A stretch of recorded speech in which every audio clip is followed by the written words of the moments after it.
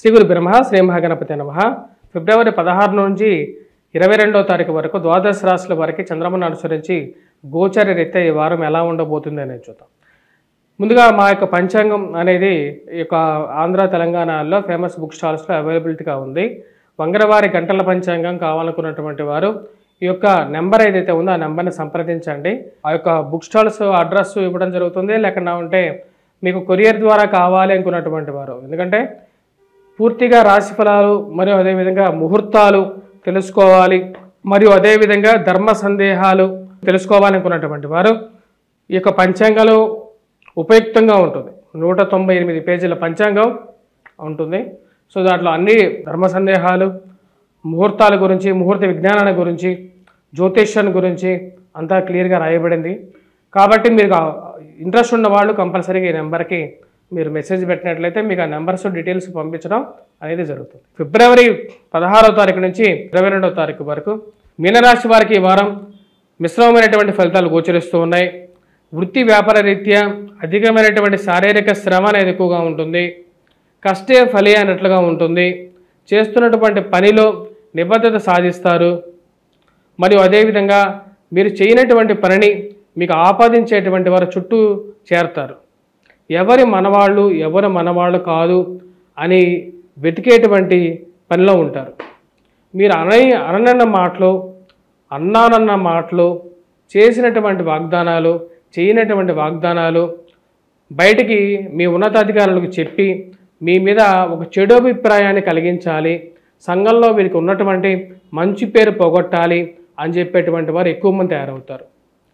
వీళ్ళు ఎవరు, ఎక్కడి నుంచి వచ్చారు, ఎవరు చేస్తున్నారు ఇదంతా అని చెప్పి ఒక ఆలోచన అనేది బాగా ఎక్కువగా ఉంటుంది.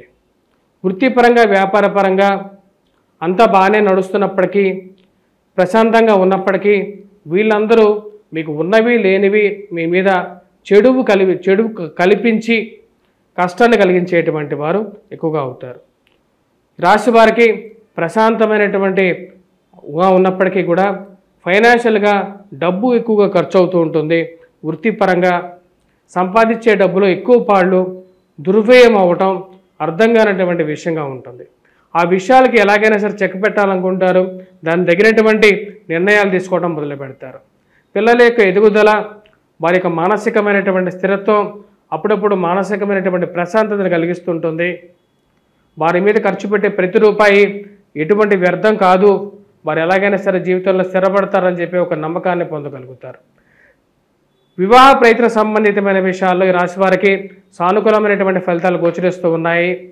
వారంలో వివాహ వేడుకల్లో పాల్గొనడం, బంధుమిత్రులతో కలపటం అనేది ఒక మంచి పరిణామంగా భావిస్తారు.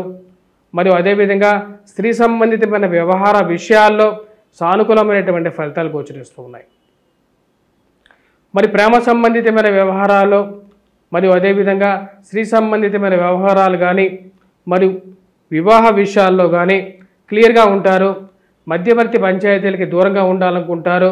అనవసరమైనటువంటి తగాదాలకి, భూ సంబంధితమైనటువంటి సెటిల్మెంట్కి నన్ను లాగొద్దు అని చెప్పి క్లియర్గా చెప్తారు. వ్యవహార చిక్కులు ఏవైనా ఉన్నా సరే అవన్నీ నేను ఎలాగైనా తేల్చుకోగలుగుతాను, సమయం సరిగా ఉన్నప్పుడు అన్ని విషయాలు తేల్చుకుంటాను అని చెప్పి క్లియర్గా చెప్పగలుగుతారు. దానికి తగిన విధంగానే అనుకూలమైనటువంటి గ్రహస్థితి మీకు యోగకరకమైనటువంటి ఫలితాలుగా కూడా ఉంటుంది. విద్యా సంబంధితమైన విషయాల్లో విద్యార్థులు కష్టే ఫలి అన్నట్లుగా ఉంది. గ్రహస్థితి అంతా సానుకూలంగా లేదు. దానికి తగిన విధంగానే ఈ రాశిలో ఉన్నటువంటి విద్యార్థులు కొద్ది కష్టపడి చదవవలసినటువంటి ముఖ్యమైనటువంటి సూచనగా చెప్పడం జరుగుతుంది. ఈ రాశిలో ఉన్నటువంటి వారు ఎటువంటి పరిహారాలు చేసుకోవాలంటే కుజగ్రహ మంత్ర జపం చేసుకోవటం, దత్తాత్రేయ స్వామి ఆరాధన చేసుకోండి. వాటితో పాటు హనుమాన్ చాలీసా చదవటం, హనుమాన్ దేవాలయ దర్శనం చేసుకోండి. వాటితో పాటు సూర్యారాధన చేసుకోండి, సూర్య నమస్కారాలు చేసుకోండి. స్వస్తి.